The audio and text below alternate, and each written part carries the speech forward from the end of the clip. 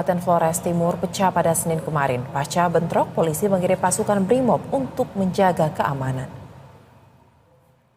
Satu peloton BRIMOB dikerahkan untuk mencegah bentrok susulan antar warga desa Ilepati dan desa Bukalima di Pulau Adonara, Flores Timur, Nusa Tenggara Timur. Polisi terus berjaga dan melakukan penyekatan antara dua desa yang terlibat konflik tersebut. Sebelumnya diketahui pada Senin kemarin, warga kedua desa bertikai akibat sengketa lahan. Akibatnya puluhan rumah hangus terbakar, beberapa warga pun dibawa ke rumah sakit karena terkena tembakan senapan angin.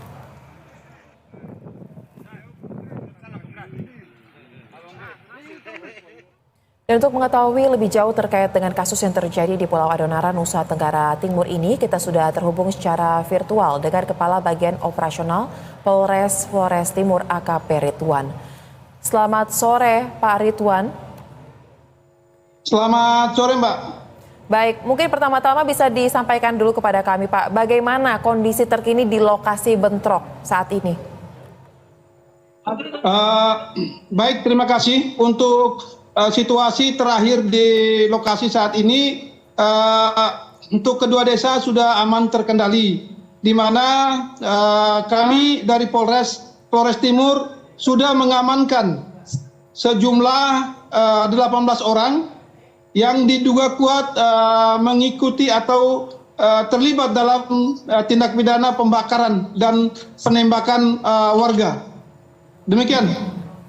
Baik, kemudian mungkin adakah data terbaru Pak? Karena dari yang data terakhir kami terima mengatakan bahwa satu korban tewas, puluhan lain luka-luka dan 49 rumah dibakar. Apakah datanya masih tetap ada atau ada penambahan Pak terkait dampak bentrokan yang terjadi ini? Baik, untuk warga yang menjadi korban ada dua Pak, ada dua, yaitu satu dari desa Bogalima dan satu dari desa Ilepati. Nah, untuk korban kebakaran, ya, rumah yang dibakar sejumlah 51 rumah. Baik. Demikian Mbak.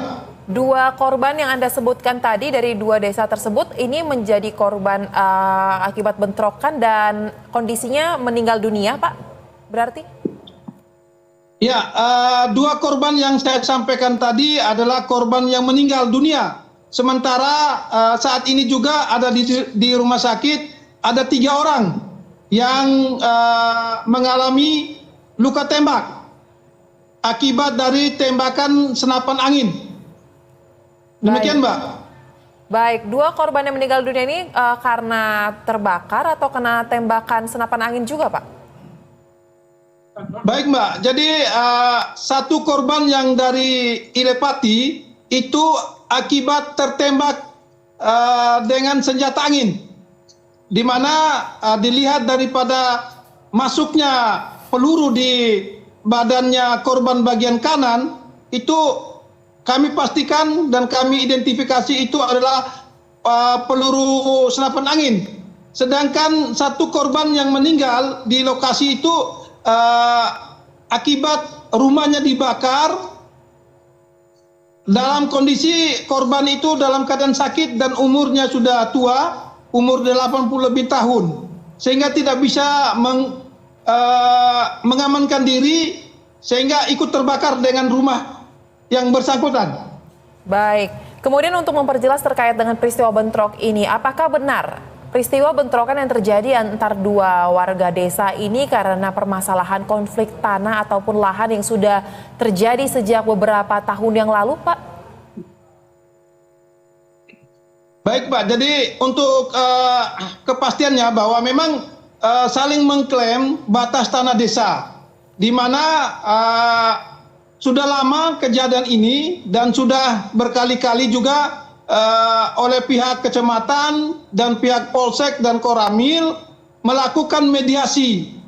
Namun secara kepastiannya bahwa dari pemerintah Kabupaten Flores Timur sudah menetapkan tapal batas desa masing-masing. Namun dari desa Ilepati tidak menerima tapal batas yang sudah ditentukan oleh pemerintah Kabupaten Flores Timur, Mbak.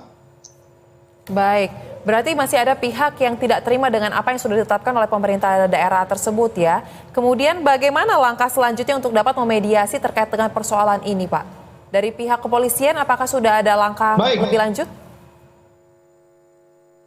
Baik, jadi untuk langkah-langkahnya lebih lanjut bahwa kami rencanakan kami mengundang ya 4 desa nanti untuk dilakukan pertemuan di kantor camat Adonara Barat yang difasilitasi oleh Bapak Sekda Flores Timur.